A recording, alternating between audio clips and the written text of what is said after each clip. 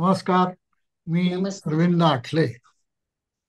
आज आपल्यासमोर एक अतिशय अभ्यासू अशी व्यक्ती मी तुमच्या समोर आज आणतोय. हे आपल्यासमोर बसल्या आहेत सुनीता प्रमोद कुलकर्णी.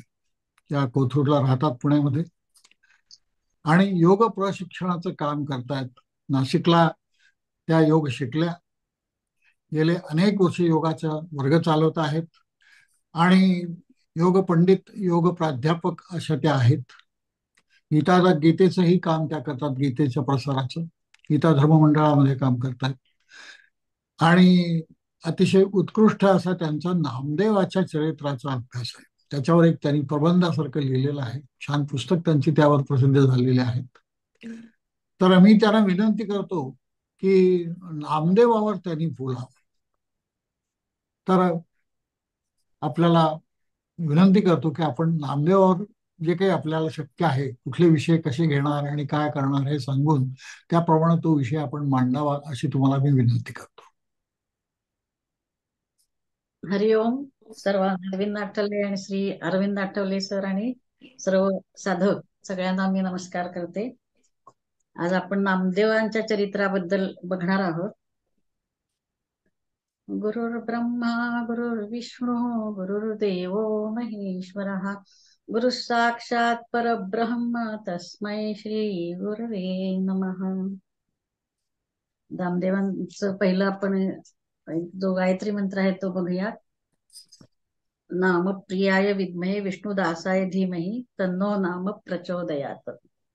नामदेवांच्या बद्दल आपण थोडक्यात आपल्या वेळेत बसेल अशी माहिती घेणार आहोत. नामदेवांचा गाथा खूप मोठा आहे.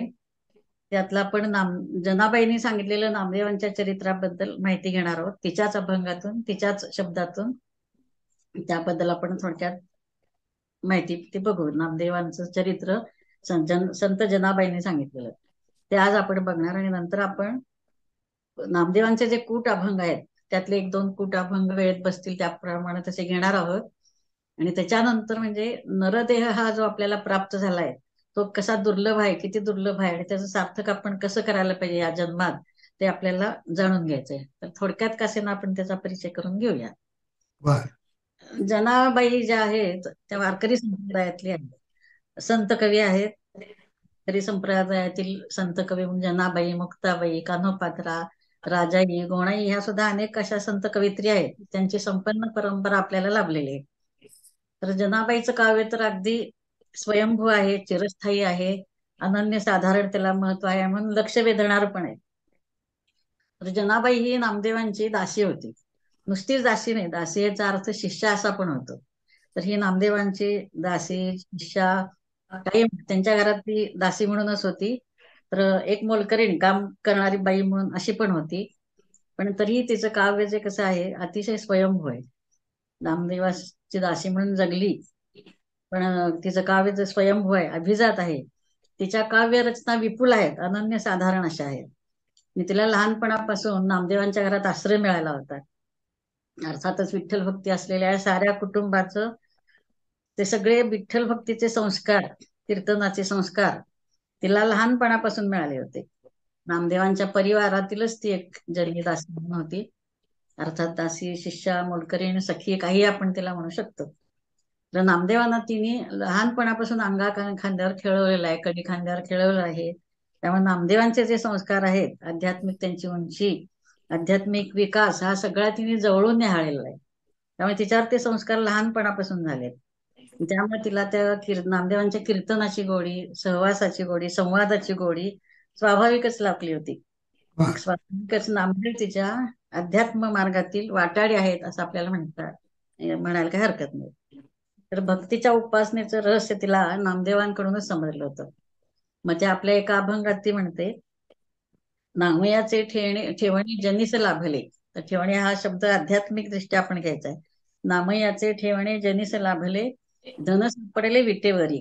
नामदेवाबद्दल तिला अतिशय आदरभाव आहे म्हणूनच ती त्यांचं चरित्र लिहिते. चरित्र लिहिते म्हणजे पूर्ण तिच्या अभंगातून तिच्या एक एक आठवणी ती सांगत जाते. तर त्यांच्याबद्दल तिला खूप आदरभाव आहे. ती ती त्यातून व्यक्त करते. आपण जर बघितलं तर मराठी संत काव्यामध्ये नामदेव हे आद्य चरित्रकार आहेत, तसेच आद्य आत्मचरित्रकार पण आहेत. आद्य बर. प्रवचनकार, आद्य अभंगकार, आरती करणारे पण सगळे आद्य ते नामदेव. तर हे असं सगळं जे आद्य आहे ते सगळं नामदेवांच्या बाबतीत आपण म्हणू शकतो. त्यामुळे अशा नामदेवांच्या बद्दल तिला फार आदर होता. पण आपण नामदेवांच्या जन्माबद्दल जर बघायचं झालं तर त्याच्यामध्ये अनेक मतमतांतर आहेत. काही जण म्हणतात की त्यांचा जन्म अयोनी संभव आहे, काही जण म्हणतात की त्यांचा जन्म शिंपल्यातून झाला आहे. पण हे जनाबाईला मान्य नाही अजिबात. नामदेव सांगतात की माझा जन्म नैसर्गिकच आहे. आणि ते जनाबाई पण सांगते तिच्या काव्यातून, तिच्या अभंगातून. तिचं नामदेवांचं चरित्र म्हणजे तिच्या अभंगातून आलेल्या एक एक तिच्या आठवणीच आहेत. म्हणजे तिच्या बर. एक आठवणी म्हणजे तिचा एक एक अभंग आहे, हे आपल्याला लक्षात येतं. संत चरित्रकार भ प श्री जे महिपत बुवा आहे, त्यांनी भक्ती विजय ग्रंथात त्यांचा जन्म अयोनी संभव आहे असंच म्हटलंय. आणि पण ते सुद्धा जनीला मान्य नाहीये. तर जनाबाईचं व्यक्तित्व आणि कर्तृत्व हे खूप मोठं आहे. माझघरात तेवणाऱ्या एखाद्या मंद दिव्याच्या ज्योतीसारखी तिची प्रभा आहे. सौम्य आहे, पण सौम्य असून सुद्धा अंगभूत वेल्हाळ पण तिच्याकडे जे आहे ते आपलं लक्ष वेधून घेतं नक्कीच अगदी. तर जनाजवळ अन्य काही जरी नसलं, कारण ती अतिशय गरीब घरातली होती, जवळ काही असणं शक्यच नाही, पण तिच्याजवळ अन्य काही नसलं तरी परमार्थाची भूक होती. आणि ही जी परमार्थाची भूक आहे, विठ्ठल भक्तीचा धागा आहे, त्या धाग्याच्या आधारानेच ते नामदेवांच्या घरात प्रवेश करते झाली. आणि नामदेवांसारख्या अलौकिक भक्त शिरोमणीचा सहवास तिला त्यामुळे लाभला. आणि नामदेव हे लहानपणापासून विठ्ठल भक्त होते, भक्ती रंगात अगदी डुंबलेले होते. आणि भक्ती मार्गातली जी अत्युच्च पातळी आहे ती त्यांनी गाठलेली होती. त्यामुळे अशा नामयाचे ठेवणे जनीला लाभलं. अशा नामयाचे ठेवणे जनीस लाभले, धन सापडले विटेवरी. ती म्हणते धन्य माझा जन्म, धन्य माझा वंश, धन्य विष्णुदास स्वामी माझा, असं ती अभंगातून तिच्या म्हणते. मग नामदेवाबद्दलचा आदरभाव तिने ठायी ठायी असा व्यक्त केलेला आहे. तर नामदेवासारखा कोण आहे असं ती आपल्यालाच विचारते. कोण आहे नामदेवासारखा? अभिमानाने विचारते. मागे किती संत झाले, नामया ऐसा कोण बोले, असं विचारते. आणि इतके संत होऊन गेले, पण नामयासारखं बोलणं तिला अजून कोणाचं आवडलेलंच नाही. नामया तिच्या दृष्टीने नंबर एक. नामा जाता रावळासी, देव बोले आधी त्यासी. नामा जर गेला रावळात तर विठ्ठल आधी त्याच्याशी बोलणार. हा नामाचा अधिकारच आहे असं तिला वाटतं. की झाले बहु होतील बहु पण या समहा, असं ती स्पष्ट सांगते. न भूतो भविष्यती असं नामदेवांच्या बद्दल तिला आदरभाव आहे. आणि अशा नामयाची दासी म्हणून घेण्यात ती धन्यता मानते. व्यावहारिक क्षेत्रात जरी ती दासी असली, मोलकरी नसली, तरी आध्यात्मिक क्षेत्रात नामदेवांची ती दासी म्हणून घेते, सखी आहे आणि त्यांची शिष्या पण आहे आध्यात्मिक दृष्टिकोनातून. पण अशा नामयाचं असणं याचं तिला अमौलिक कौतुक वाटतं. हा जणू तिला अनमोल असा ठेवाच मिळाला असं वाटतं. तो सर्वांना दाखवावा असे तिला वाटणारच, त्यात तिला अभिमान वाटतो. आणि आपल्या मधुर अभंगाच्या द्वारे नामयाचे जीवनचरित्र ती कथन करते, ते तिच्या आठवणीमधूनच. म्हणून तुकाराम म्हणतात, तरीच जन्मा यावे दास ईश्वराचा व्हावे. आणि तिने तंतोतंत आचरणात आणलं. ती नामदेवांच्या जन्माविषयी सांगते. गोवणाईनं नवस केला होता आणि अगदी कळवळून देवाला प्रार्थना केली होती की मला असा पुत्र दे की ज्याला पंढरीची आवड भक्ती जन्मापासून असेल. तिच्या पोटी मग अशा गोवणाईने केलेल्या नवसामुळे नामदेव जन्माला आले. रामा शेट्टीना आनंद झाला, जनीने त्यांना ओवाळलं दासी जनी. तर हे ती एका अभंगातून सांगते. गोवणाईने नवस केला देवपुत्र देई मला, गोवणाईने नवस केला देवपुत्र देई मला, ऐसा पुत्र देई भक्ता ज्याला आवडे पंढरीनाथ. की ज्याला पंढरीनाथ आवडेल असा पुत्र मला दे. शुद्ध देखोन या भाव पोटी आले नामदेव. गोणाईचा असा शुद्ध भाव बघून विठ्ठलाने तिची इच्छा पूर्ण केली आणि पोटी आले नामदेव. दामाशेटी हरुषला, दामाशेटीना खूप आनंद झाला आणि दासी जानी जी होती तिने त्यांना ओवाळलं. असं तुकारामांच्या भाषेत शुद्ध बीजा पोटी फळे मोठी रसाळ गोमटी, असं नामदेव तिच्या पोटी जन्माला आले. गोणाईचा नवसच असा होता की पुत्राला विठ्ठल भक्ती लाभेल, त्याप्रमाणे तो जन्मापासूनच विठ्ठल भक्त होता. विठ्ठलाच्या भक्तीची त्याला आवड होती. आणि दामाशेट्टींच्या घराण्याची रीतच अशी होती की देवाला विठ्ठलाला नैवेद्य दाखवल्याशिवाय त्यांच्या घरातले कोणी जेवत नसे. ज्ञानेश्वरांच्या बाबतीत जर बघितलं तर त्या बाबतीत सुद्धा आपल्याला असं म्हणता येईल यांनी 12 वर्ष तपश्चर्या केली आई वडिलांनी ज्ञानेश्वरांच्या. ते गावाने वाळीतच टाकलं होतं, त्यामुळे गावाबाहेर राहून विरक्त झालेले होते. त्यांचं चित्त, त्यांची कुडी शुद्ध झाली होती आणि अशा शुद्ध बीजापोटी रसाळ फळं निर्माण झालेली होती, गोमटी फळं. आणि असंच गोणाईच्या नवसामुळे नामदेव त्यांना विठ्ठलांनी नामदेव त्यांच्या पदरात टाकले होते. दामा शेट्टींचा व्यवसाय, ते शिंपी होते जातीने. शिवणाचा त्यांचा व्यवसाय. मग ते साहित्य आणण्यासाठी असंच एकदा बाहेर गावी गेले, तर देवाला नैवेद्य कोण दाखवणार. त्यांनी नामदेवानं सांगितलं, बाबा आज मी बाहेर जातोय, तो नैवेद्य घेऊन देवळात जा आणि विठ्ठलाला नैवेद्य दाखव. तर निरागस भावानं आपलं नामदेव गेले, नैवेद्याचं ताट हातात घेतलं आणि विठ्ठलाला विनवणी केली, मग आता जेव. तो काय जेवीना. त्याला वाटलं रोज बाबा घेऊन जातात जेवण, रोज जेवतात ते, नैवेद्य दाखवलेला खातात, आणि आज मी घेऊन आले तर माझा का खात नाही. त्याने बालहट्ट केला विठ्ठलासमोर, तू खाल्लाच पाहिजेस नैवेद्य म्हणून.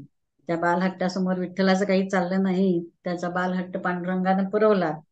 विठ्ठल रुक्मिणी दोघंही प्रकट झाले आणि तो नैवेद्य नामदेवासकट दोघांनी खाल्ला. आणि त्यांचा हा बालहट्ट पुरवला विठोबांनी. आणि नामदेवांनी त्यांना परत विनवणी केली की मी रोज नैवेद्य घेऊन येणार आणि तो तुम्ही रोज ग्रहण केला पाहिजे. आणि तो हट्ट विठोबांनी पुरवला. तर नामदेव पांडुरंगाचे असे परम आणि लढीवाळ असे भक्त होते. नामदेवांची अभंगातून सांगते हे सगळं जनाबाई. आणि त्या नामदेवांचा पुत्र जो नारा आहे त्यानं पण हे सांगितलं अभंगातून.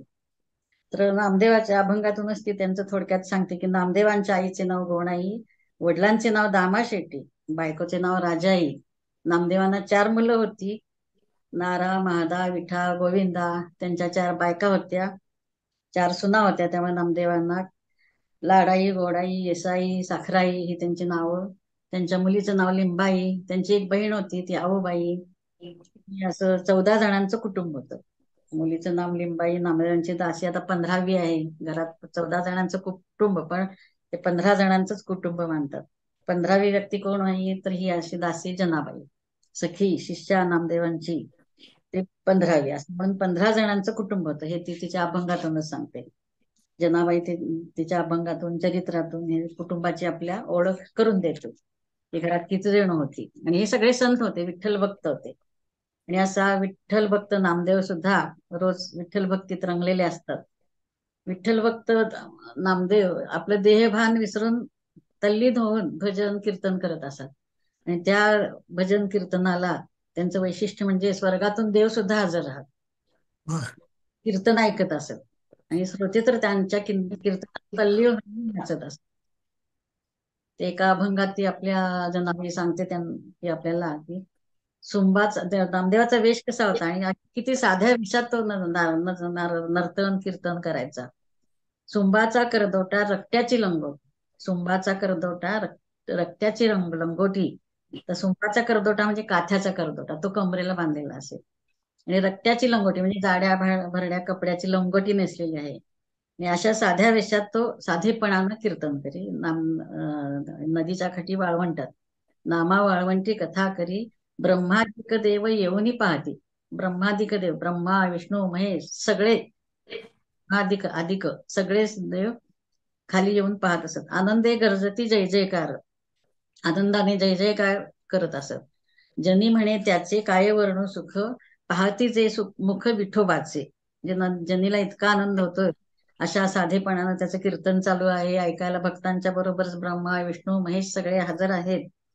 ज्यांना अशा वेळी विठ्ठलाचं दर्शन घडलं त्यांच्या सुखाचं किती वर्णन करू, किती नको असं जनाबाईला होऊन जातं. ह्या अशा अभंगातून वारकरी कीर्तन, त्यातले नामदेवांचं स्थान, ते तिला त्याचं दर्शन घडतं. पांडुरंगाचं असं पिसं लागलेलं म्हणजे देहभान विसरून जे नाचतात, ते भजन कीर्तन करतात, गात गात नाचू लागतात. ह्या जनाबाईला त्याचं खूप कौतुक वाटतं. नामदेव कीर्तन करी पुढे नाचे पांडुरंग. नामदेव कीर्तन करत असतात पण त्याच्यासमोर पांडुरंग येऊन स्वतः नाचतात. हे फार महत्वाचं आहे. जनी म्हणे ना ज्ञान देवा, देवा बोला अभंग, असा अभंग ते नदीला पूर आला, पाणी आलं, वाढायला लागलं. संत सगळेजण जे गोळा झालेले होते ते नामदेवांच्या जवळ आले. नामदेवांच्या जवळ घेऊन त्यांनी नामदेवाला विनंती केली, देवा नदीचं पाणी उसरू दे. पूर आला भीवरेसी, पाणी लागे पायटीसी. पूर आला भीवरेसी, पाणी लागे पायटीसी. संत जन हो मिळाले, संत जन हो मिळाले, उठून नाम्याजवळी गेले. म्हणजे नाम्याचं किती महत्व त्या संतांना त्यावेळी वाटत होतं. अगदी विश्वासानं त्याच्याजवळ उठून नाम्याजवळी गेले. नामा सांगे विठोबासी, उतार द्यावा भिवरेसी, बोहरला पूर जनी आनंदे निर्भरलं. पाणी उसरलं, सगळ्या जणांमध्ये आनंद निर्माण झाला. परत ती अजून एक त्याच्या पुढच्या अभंगात दिवाळीची आठवण सांगते. तिच्या एक एक आठवणी म्हणजे एक एक आठवण आहेत, अभंग आहेत, आणि त्या अभंगातूनच ती असं नामदेवांचं आपल्या चरित्र आपल्या समोर उलगडून टाकत असते. तर अशा सणांची आठवण, दिवाळीच्या सणाची एक आठवण सांगते, आणि अशा आठवणीतून एक एक अभंग रचत ती नामयाचं पुढचं चरित्र आपल्याला सांगते. सण दिवाळीचा जवळ आला. नामदेव देवळात जातात, रानात गेले, विठ्ठलाला हाताशी धरून घरी आणलं. आपण जसं एखाद्या मित्राला चल माझा वाढदिवस आहे घरी ये असं म्हणत विठ्ठलाला धरून घरी घेऊन आले. देवघरात नेलं, चंदनाच्या पाटावर बसवलं, गोणाईने उठणं तयार केलं, कामाशेटीने त्याला नाणीतलं, नाव घातलं. ह्या ती एका अभंगात असं सांगते. दिवाळीचा आला, सण दिवाळीचा आला, नामा राऊळासी गेला, नामा राऊळासी गेला, हाती धरून देवासी, हाती धरून देवासी, चला आमच्या घरासी. देवाला विनवणी करतात, चला आमच्या घराशी, देव घराशी आणले, चंदनापोटी बैसविले, चंदनापाठी बैसविले, चंदनाच्या पाठी बसवलं, गोणाईने उठणे केले, दामाशिट्टीने ते न्हाणीतले, पदर काढला माथ्याचा, बाळ पुशिला नंदाचा. आई जसं पदराने आपल्या लेकराचं डोकं पुसते, तसं पदर काढायला माथ्याचा, बाळ पुशिला नंदाचा. नंदाचा बाळ म्हणजे देवकीचा पुत्र जो कृष्ण, तो आता विठोबा म्हणजे कृष्णाचंच रूप. हाती घेऊन पंचारती, हातात पंचारती घेऊन चक्र पाणी ओवाळते, चक्र पाणी म्हणजे विठ्ठलच, त्या विठोबाला ते ओवाळते. असं जनाबाई आपल्या अभंगातून नामदेवांचं हे करते. विठ्ठलाची भक्ती कशी आहे, त्यांचा विश्वास कसा आहे नामदेवावर. आणि त्या कुटुंबांच्याकडूनच नामदेवांना हा विठ्ठल भक्तीचा वारसा मिळालाय, ह्या अभंगातून आपल्याला लक्षात येतं. हा वारसा घरच्यांकडूनच नामदेवांना मिळाला. नामदेव हा भक्त शिरोमणी होता, भगवंतांचा लाडका प्रेमळ भक्त होता. अशा भक्तासाठी विठ्ठल स्वतः देव पण आपलं बाजूला ठेवतात, पडेल ते कष्ट करतात, पडेल ते काम करतात आपल्या नामदेवाचं, कारण तो त्यांचा अतिशय लाडका सखा आहे, भक्त आहे. भक्ताला सुखी करणं हे त्यांचं काम. भक्ताला सुखी करतात. देव नामदेवाचं घरही साकारतो. एकदा त्यांचं घराचं छप्पर कोसळलं आणि घर उघड्यावर म्हणजे घर मोडूनच गेलं. ते एका अभंगातून ती सांगते. नामदेवांचं घर मोडलं त्यावेळी विठ्ठलच धावले, त्यांनी विठ्ठलाला निवारा परत करून मिळवून दिला. कसा झाला नाम्याचा मजूर, नामयाचा तो मजूरच झाला. झाला नाम्याचा मजूर, मोड्या मोळ्या बांधाट्याचा सूर, झाला नाम्याचा मजूर, मोळ्या बांधाट्याचा सूर, भिंती चांदी या रचले, छप्पर ह्या छप्पर साकारिले. त्याचं घर सुद्धा त्यांनी साकारून दिलं, जे छप्पर मोडलेलं होतं ते. आणि एकदा असंच मुसळधार पाऊस आला, सोसाट्याचा वारा आला आणि नामदेवाचं घर सगळं मोडून गेलं. वारा आणि मुसळधार तेणे मोडिले छप्पर, वारा आणि मुसळधार तेणे मोडिले छप्पर, मग विठाई धावली, विठाई विठोबाच धावले स्वतः, हाती चक्र घेऊन हाती चक्र घेऊन विठाई धावत आली आणि वासे लावले चौफेर, क्षणामध्ये केले घर, क्षणात ते घर त्याचं पडलेलं घर उभं केलं. आणि नामदेव झोपेत झोपलेले ते, जागा होऊन बघतो तर काय, जागा झाला नामदेव, दारी उभे पंढरीराव, दारात आपल्या पंढरीनाथ उभे आहेत ते त्यांनी बघितलं. डोळी ठेवणी पायावर, त्यांनी पटकन पंढरीच्या पायावर डोकं ठेवलं आणि दासी जनी चरण चोरी, आणि दासी जनी लगेच त्याचे पाय दाबायला आले. म्हणजे भगवंत आपल्या भक्तासाठी काय काय करतो, किती कष्ट करतो. एकनाथांच्या बाबतीत आपण बघितलं, श्रीखंड्या त्यांच्याकडे पाणी भरायला असायचा, 24 तास त्यांच्या घरी होता. म्हणजे आपल्या लाडक्या भक्तासाठी हे विठोबा काही करत असतात, त्यांना त्याचं काही नाही वाटत. एकादशीच एक आपल्या समोर उदाहरण ठेवते. एकादशी होती, नामदेवाला वाटलं आज आपण उपास करावा, एकादशी आहे, आषाढी एकादशी आहे. आषाढी एकादशी त्याबद्दल जनाबाई आपल्याला सांगते. दुसऱ्या एका एकादशीला नामदेवाने एकादशीचं व्रत केलं, उपवास केला, पूर्णपणे अन्नग्रहण अजिबात केला नाही. घरच्यांना पण सांगितलं की आज उपवास करायचा आहे, म्हणजे त्यांनी काही अन्न शिजवलंच नाही घरी. मग त्याची श्रद्धा बघायची होती पंढरीनाथांना, त्याचा परीक्षा बघायची होती, त्याची श्रद्धा पाहण्यासाठी भगवंतांनी काय केलं, विठ्ठलाने ब्राह्मणाचा वेश घेतला आणि घरी येऊन परीक्षा घेतली. नामदेवाच्या घरी आले, विप्रवेशात नामदेवांच्या घरी आले आणि त्याबद्दल जनाबाई म्हणते, करुणी आरती नामा आला घराप्रती, तेणे धरी येले अन्न न घ्यावे सर्वथा व्रत. करुणी आरती नामाला घराप्रती, देवळात जाऊन आरती केली, घरी आला आणि तेने धरी येले अन्न न घ्यावे सर्वथा व्रता, ऐसे जाणूया नेम. असं व्रत केलं त्याने की आज काही अन्न पाणी घ्यायचं नाही, मग उपवास करायचा आहे. ऐसा जाणून या नेम, नामदेवांचा असा नेम जाणून अनुभवी पुरुषोत्तम आषाढी एकादशी विप्रवेशे ऋषिकेशी, पांडुरंगाने ठरवलं, त्यांनी विप्रवेशे ऋषिकेशी म्हणजे विप्राचा वेश घेतला आणि आले नामयाचे सदने, नामयाच्या घरी आले ते. आणि नामगाय दासी जनी नमुनी ब्राह्मण म्हणे मज द्यावे अन्न. नामदेवाला त्यांनी विनंती केली की मला अन्न द्यावं, मला भूक लागली, मला काहीतरी खायला दे. नामा म्हणे एकादशी, नामदेव काही घाबरला नाही, त्याने सांगितलं आज आमच्याकडे एकादशी आहे, आम्ही काही अन्न शिजवलेलं नाहीये. नामा म्हणे एकादशी इच्छित द्यावे फराळाशी, फराळाचं तुम्हाला देतो आम्ही. तर फराळ अन्न देणार नाही म्हटल्यावर विप्रकड पडला. अन्ना वाचून आता मज नको रे सर्व था, अन्ना वाचून मला दुसरं काहीच नको आहे, विठ्ठल सांगतात. पण त्या अन्ना वाचून काय झालं, जीव सोडी चक्र पाणी म्हणे नामयाची जणी, जीव सोडी चक्र पाणी, विठ्ठलांनी अन्ना वाचून तडफडल्यामुळं जीवच सोडला. असं नामयाची म्हणे नामयाची जणी, नामयाची जणी असं म्हणते. देवी प्रवेशातील विठ्ठलाला अन्न नाही मिळाल्याने ते प्राण सोडतात. संस्कार आता करायचा, आजूबाजूचे लोक गोळा होतात, ते म्हणते काय आहे नामदेवा, काय केलंस तू, आपल्याला तर अग्निसंस्कार करायला पाहिजे. मग अग्निसंस्कार चालू होतो, देव मूळ रूपात प्रकट होतात. नामदेवांची अशी परीक्षा विठ्ठल घेतात. उपास केला तो खरोखर केलाय की नाही, त्याची परीक्षा विठ्ठलाने घेतली. आणि विठ्ठल आणि नामदेवांचं नातं जसं आहे तसंच नातं नामदेवांचं आणि जनाबाईचं पण आहे. विठ्ठलाचं जसं नातं आहे तसंच नातं नामदेवांचं आणि जनाबाईचं पण आहे. असं युगानुयुग आहे, 4 जन्म ती सांगते. योगसूत्रामध्ये एक पतंजलीने सूत्र सांगितलंय, अपरिग्रह स्थैर्य जन्म कथनता संबोध. आपण जर पूर्णावशाने अपरिग्रह हे व्रत पाळलं, त्याचा पूर्णावशाने पालन केलं. अपरिग्रह हा एक यम आहे, समाजात राहताना आपण जे यम पाळतो, काही नियम पाळतो त्यातला. अपरिग्रह स्थैर्य जन्मकथनता संबोधा, अशा त्याच्या पालनाने पूर्णावशाने त्याचं पालन केलं तर आपल्याला जन्मोजन्मीचं ज्ञान मिळतं. आता आपला वर्तमान काळ आहे, जो पूर्वजन्मीच्या आपल्या कर्मामुळेच प्राप्त झालाय, ते प्रारब्ध आता भोगण्यासाठी वर्तमानात आपण आलोय, हे कळतं. आणि तसंच भविष्यात काय होणार आहे ते पण कळतं. असं जन्मोजन्मीचं ज्ञान कळतं. तसं जनाबाईला 4 जन्मात ती कोण होती ते कळलं. नामदेवाने आपलं नातं 4 जन्मापासून आहे, ते 4 युगातलं नाते सांगते. ऐका हो नामयाचा जन्म, ऐका हो नामयाचा जन्म मूळ संचित, हिरण्यकश्यप कोळी नामा प्रल्हाद, हिरण्यकश्यप कोळी नामा प्रल्हाद, पद्मिनी नाम माझे श्रेष्ठ दासीचे पद.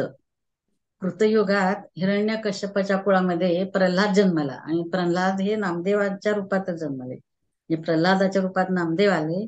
त्या प्रल्हादाच्या अनेक दासी होत्या, त्यातली एक दासी म्हणजे पद्मिणी. त्या पद्मिणीचं नाव म्हणजे दासीचं नाव पद्मिनी, आणि ती होती जनाबाई. जनाबाईच्या पद्मिनीच्या रूपात जनाबाई जन्माला आली. हे कृतयुगात झालं. नंतर दुसरा जन्म अंगद रामभक्त, दुसरा जन्म अंगद रामभक्त, मंत्रा नाम माझे भरते मारिली लाथ. दुसरा जो त्रेतायुगामध्ये रामभक्त अंगद जो होता, त्या रूपात नामदेव जन्माला आले. आणि त्या नामदेवांची दासी म्हणून मंत्रा जन्माला आली. मंत्राच्या रूपात दासी आली, जनाबाई आली. आणि तिनं काम व्यवस्थित केलं नाही म्हणून भरतानं तिला लाथ मारली, असं ती सांगते. म्हणजे कृतयुग, त्रेतायुग, आता द्वापार युग. द्वापार युगात कोण होतं, तर कृष्ण सेवा करण्यासाठी उद्धव जन्माला आला होता. त्या उद्धवाच्या रूपात नामदेवच, म्हणजे नामदेव हे उद्धवाच्या रूपात जन्माला आले. आणि त्या उद्धवाची सेवा करण्यासाठी कुब्जा जन्माला आली. आणि त्या कुब्जेचा उद्धार भगवंतानी केला, विठ्ठलाने केला, असं ती द्वापार युगातलं सांगते. आणि आता चौथं युग म्हणजे कलियुग. कलियुगात विठ्ठल भक्त नामदेव स्वतः जन्माला आले आणि त्यांची सेवा करण्यासाठी दासी जनी जन्माला आली. हिरण्यकश्यप कोळी नामा प्रल्हाद, पद्मिनी नाम माझे श्रेष्ठ दासीचे. दुसरा जन्म अंगद राम भक्त, मंत्रा नाम भरते मारिली मंथरा नाम माझे भरते मारिली लाथ. व्यापारी कृष्ण सेवा उद्धव जन्मला, कुब्जा नाम माझे देवे उद्धार केला. कलित नाम विठ्ठल चिंतती, त्याचीच सेवे लागे दासी जन्मलो जनी. असं दासीला 4 युगातलं नामदेवांचं आपलं नातं असलेलं आठवतं. हे 4 युगापासून जन्मोजन्मी ह्या दोघांचं नातं असे. दासी जनीला पूर्वजन्माचे ज्ञान झाल्यामुळे 4 युगांचे हे दोघांचे ऋणानुबंध कसे होते ते आठवले. असं हे नामदेवांचं जीवनचरित्र भक्तिमय सुंदर असं आहे. हे आपल्या अशा अभंगातून एक एक आठवणी सांगून ते उलगडून दाखवते आपल्या समोर. आणि चौयुगांचा भक्त नामा उभा कीर्तनी, चौयुगांचा भक्त नामा उभा कीर्तनी, पाठीमागे डोळे झाकून उभी ते जनी. असं ते आपलं रूप त्यांना सांगते. हे नामदेवांनी सांगितलं, नामदेवांचं थोडक्यात सांगितलेलं चरित्र, जनाबाईंनी सांगितलेलं चरित्र आपण पाहिलं. हरि ओम. बरे. हम्म. नमस्कार. हा. आज स्वतः जनाबाईंनी लिहिलेलं नामदेवांचं चरित्र आपल्याला ऐकायला मिळालं. वेगवेगळ्या कथा, वेगवेगळ्या अभंगातून जनाबाई सांगताय नामदेवांविषयी. आणि नामदेव किती संत, अनेक जसे अनेक अनेक याच्यापासून, युगांपासून जसे ते वेगवेगळे जन्म घेत घेत नामदेवाच्या जन्माला आले, याची अत्यंत सुरस कथा जनाबाई सांगताय आणि आपण ती ऐकतो आहोत. तर पूर्वजन्मावर आपण विश्वास ठेवला पाहिजे. तर ही जी कथा जनाबाईंनी सांगितलेली आहे, ही आपण निश्चितपणे अभ्यास करावा तिचा. आणि आपल्या या जन्मीची कर्म ही तशीच असावीत की जी आपल्याला पुढचा जन्म उन्नत देतील, याविषयी आपण काळजी घ्यावी. जे काही सुनीताताईंनी जे काही सांगितलं आहे, अतिशय सुंदर रसाळपणे त्यांनी त्यातल्या त्यात सांगण्याचा जो काही प्रयत्न केला, त्याबद्दल मी त्यांचा अत्यंत आभारी आहे. सर्व श्रोत्यांतर्फे मी तुमचा आभारी आहे. पुन्हा आपण भेटूया पुढच्या भागामध्ये. नमस्कार. हरि ओम. नमस्कार. नमस्कार.